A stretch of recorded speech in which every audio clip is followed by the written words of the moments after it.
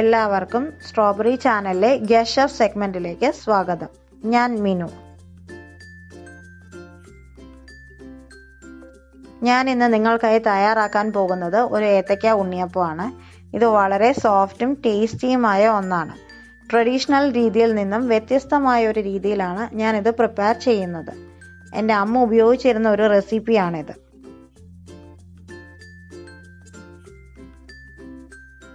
റെസിപ്പിയിലേക്ക് കടക്കുന്നതിന് മുന്നേ നിങ്ങൾ ഈ ചാനൽ ആദ്യമായാണ് കാണുന്നതെങ്കിൽ സബ്സ്ക്രൈബ് ചെയ്യാൻ മറക്കരുതേ. അതുപോലെ തന്നെ നിങ്ങൾക്ക് വീഡിയോ ഇഷ്ടമായാൽ നിങ്ങളുടെ ഫ്രണ്ട്സും ഫാമിലിയുമായും ഷെയർ ചെയ്യാനും മറക്കരുതേ. ഇനി നമുക്ക് ഇതെങ്ങനെയാണ് ഉണ്ടാക്കുന്നതെന്ന് നോക്കാം. ആദ്യമേ നമുക്ക് ഉണ്ണിയപ്പത്തിന് വേണ്ടിയുള്ള ഡ്രൈ ഇൻഗ്രീഡിയൻസ് റെഡിയാക്കാം. അതിനായി ഞാനിവിടെ 125 ഗ്രാം മൈദയാണ് എടുത്തിരിക്കുന്നത്. അതിലേക്ക് 1/4 teaspoon baking powder, 1/4 teaspoon baking soda, 1/4 teaspoon ഉപ്പ് ഇവ ചേർക്കുന്നു. ഇത് ചേർത്തതിന് ശേഷം നമ്മൾ ഇതൊന്ന് അരിപ്പയിലിട്ടൊന്ന് അരിച്ചെടുത്ത് മാറ്റി വയ്ക്കുകയാണ്.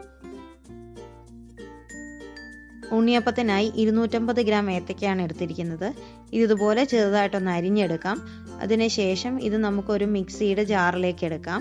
ഇതിലേക്ക് ഒരു 5 ടീസ്പൂൺ പഞ്ചസാര കൂടെ ചേർത്ത് നമുക്കിതൊന്ന് അരച്ചെടുക്കാം.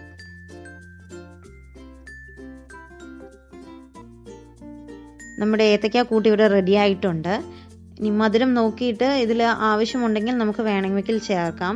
ഞാൻ എടുത്തിരിക്കുന്ന ഏത്തയ്ക്ക നല്ല മധുരമുള്ള ഏത്തയ്ക്ക ആയതുകൊണ്ടാണ് 5 ടീസ്പൂൺ ഞാൻ ചേർത്തത്. അതിൽ കുറവാണെങ്കിൽ അത് കൂടുതൽ നമുക്ക് ചേർക്കാം. അടുത്തതായി നമ്മൾ മുട്ടയുടെ മഞ്ഞയും വെള്ളയും വേർതിരിക്കുകയാണ്. ഇവിടെ നമ്മൾ 3 മുട്ടയാണ് നമ്മൾ എടുത്തിരിക്കുന്നത്. അതിൻ്റെ മഞ്ഞയും വെള്ളയും വേർതിരിച്ച് അത് സെപ്പറേറ്റ് ആയിട്ടൊന്ന് ബീറ്റ് ചെയ്തെടുത്തിരിക്കണം.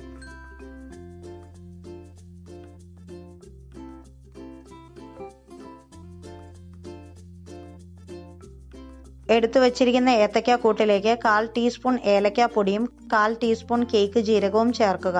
കേക്ക് ജീരകം ഇല്ലാത്തവർ 1/4 ടീസ്പൂൺ വാനില എസൻസ് ചേർത്താൽ മതി. ഇതൊരു സ്പൂൺ വെച്ചോ അല്ലെങ്കിൽ തടിത്തവി വെച്ചോ ഇളക്കി യോജിപ്പിക്കാവുന്നതാണ്.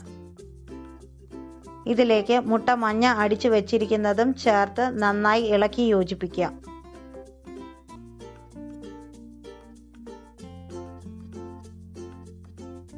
ഇതിലേക്ക് മൈദ ഇടഞ്ഞു വെച്ചിരിക്കുന്നതും കൂടി ചേർത്ത് നന്നായി ഇളക്കി യോജിപ്പിക്കുക.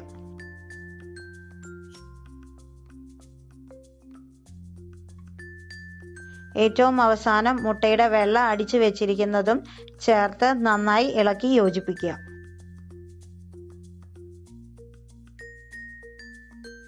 നമ്മുടെ ഉണ്ണിയപ്പത്തിനുള്ള ബാറ്റർ ഇവിടെ റെഡി ആയിട്ടുണ്ട്. ഇനി നമുക്കിതൊന്ന് വറുത്തെടുക്കാം. ഇവിടെ ഞാൻ അതിനായിട്ട് ആദ്യമേ ഒരു ഉണ്ണിയപ്പ ചട്ടിയാണ് ഞാൻ ഉപയോഗിച്ചിരിക്കുന്നത്. ഉണ്ണിയപ്പ ചട്ടി ഇല്ലാത്തവർക്ക് ഒരു നോൺ സ്റ്റിക്ക് ഫ്രൈ പാൻ ആണെങ്കിലും ഇവിടെ യൂസ് ചെയ്യാം. ആ ഒരു ഷേപ്പ്, ഉണ്ണിയപ്പത്തിൻ്റെ ആ ഒരു ഷേപ്പ് കിട്ടില്ല എന്നേ ഉള്ളൂ.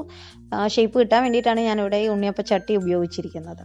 ഇനി ഇതിലേക്ക് നമുക്ക് എണ്ണ ഒഴിക്കാം. ഞാനിവിടെ വെളിച്ചെണ്ണയാണ് ഉപയോഗിച്ചിരിക്കുന്നത്. അപ്പോൾ എണ്ണ നന്നായിട്ട് നമ്മളത് ഉപയോഗിക്കണം. എണ്ണയിൽ കിടന്ന് വറന്നാണ് ഇത് വരേണ്ടത്. അപ്പം എണ്ണ ഒഴിച്ചു കൊടുക്കുക. എണ്ണ നന്നായി ചൂടായതിന് ശേഷം ഇതിൽ ഈ ഉണ്ണിയപ്പത്തിൻ്റെ ഓരോ കിഴുത്തയിലും ഞാനിത് മാവ് ഒഴിച്ചു കൊടുക്കുകയാണ്. മാവ് ഇതിൽ നന്നായി വറുത്തെടുക്കണം. ഒത്തിരി പോവണ്ട. ഒരു ചെറിയൊരു ഗോൾഡൻ ബ്രൗൺ ആകുമ്പോഴത്തേക്കും നമ്മളത് പെട്ടെന്ന് തന്നെ മറിച്ചിടണം. കാരണം ഇവിടെ എണ്ണ നന്നായി ചൂടായിരിക്കുന്നതുകൊണ്ട് തന്നെ നമ്മളത് പെട്ടെന്ന് മറിച്ചിട്ട് അത് ആക്കിയെടുക്കുക. എന്നിട്ട് ഇത് നമ്മളൊന്ന് വറുത്ത് കോരി എടുക്കുകയാണ് ചെയ്യുന്നത്. അങ്ങനെ ഏത്തയ്ക്ക ഉണ്ണിയപ്പം ഇവിടെ റെഡി ആയിട്ടുണ്ട്.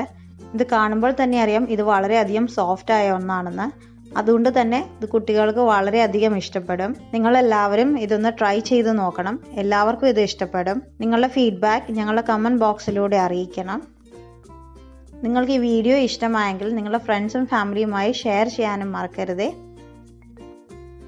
Thank you for watching. പുതിയൊരു വീഡിയോയുമായി വീണ്ടും കാണാം.